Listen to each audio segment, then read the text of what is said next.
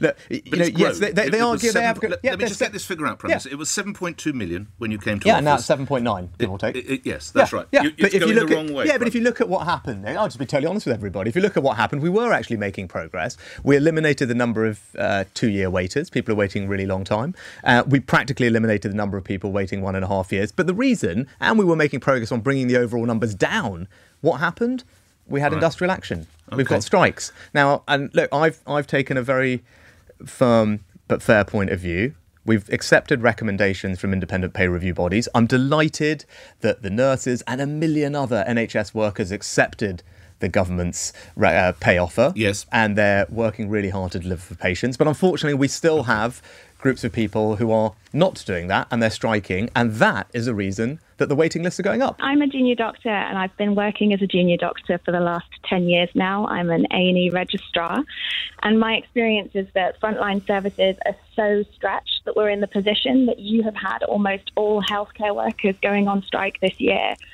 How do you think your refusal to negotiate with us improves morale or standards of care? Well, Olivia, thanks for everything you and your colleagues do. You obviously do a fantastic job. I was talking earlier in the show about my family's involvement in the NHS and how personal it is to me. So thank you for that, first of all. We're all reliant on you, and it was a great privilege to celebrate 75 years with the NHS recently.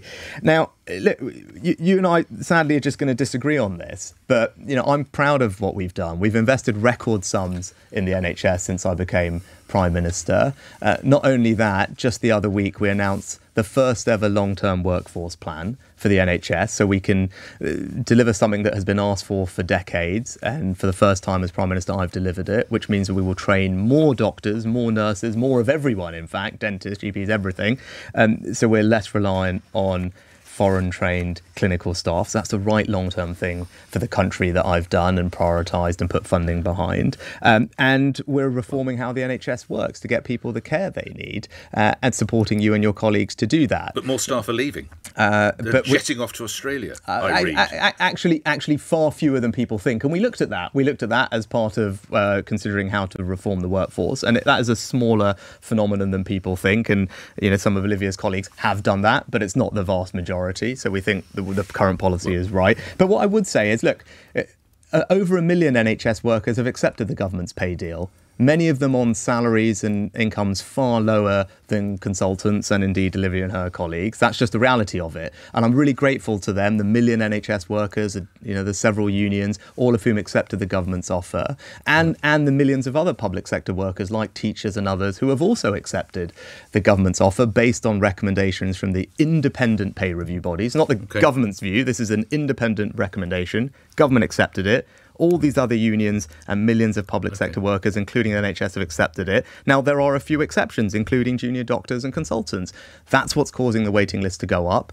I don't think that's right. I would say to them, I'm very grateful and respectful of the incredible job you do, but we all have a shared mission to bring the waiting list down. I've done my bit by backing the NHS with a long-term workforce plan and record funding, and I would ask people to think about accepting what is an independent offer and come and do the thing that I know you want to do, which is serve patients. Let's get a quick response from a woman who's on the front line. Quick response, Olivia, if you would, before we move on. Olivia?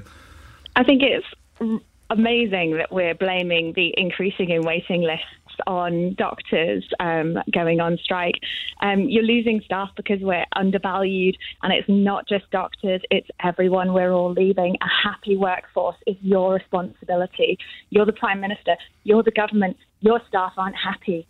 That's your fault. And ultimately, that's not good for patients, because retaining staff is one of the bedrocks of making sure that you have good patient safety. You cannot keep the NHS running with the staff shortages that it has. And to keep us here, you have to keep us happy. That is your job. None of us are happy. I would just say, Olivia, right, so if you look, when you have the time, please go look at the long-term workforce plan. It's the NHS. I've read it. I get it. It's great. I love the fact that you're bringing in tons of new people, but there's going to be no one there to train or educate or supervise them.